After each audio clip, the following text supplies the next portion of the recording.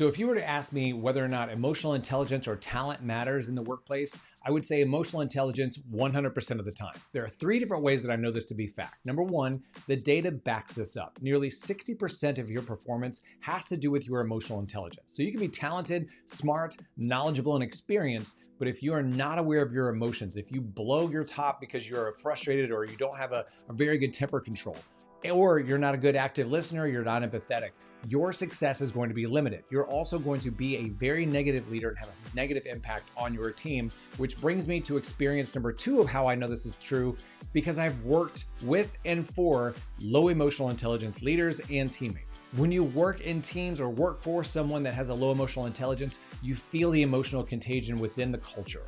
You feel people being very frustrated, not heard, not seen, not listened to, not asked questions, not cared for. And that has such a negative impact on a culture and a corporation and performance. Also is going to have people walking out the door and also telling people not to go to that company because of the negative emotional intelligence factor within that corporation's culture. So data, yes. Experience, yes. And then third, and probably most convincing, is that when I share number one and number two with audiences during keynotes, and I say, has anybody worked with a hothead? Anybody worked with somebody who is very talented, but does not have emotional intelligence, does not have temper control, does not care for other people? The audience 100% agrees. They groan, they nod their heads, they cheer when I say, has anybody worked for a hothead? Every single time there is confirmation of the fact that there are low emotional intelligence leaders out there.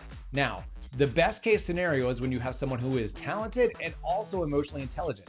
That is not a unicorn situation. Emotional intelligence can be trained and can be increased. So if you are looking for a way to differentiate and separate your organization from the competition and also recruit and retain people at a much higher level, you need to find that balance between talent and emotional intelligence. Intelligence cannot be taught because it peaks out at a certain point, but emotional intelligence can. So if you need to raise the emotional intelligence of your organization, your leaders, your people, let me know. We are all able to raise our emotional intelligence, and it's very easy to do so. So let's talk soon.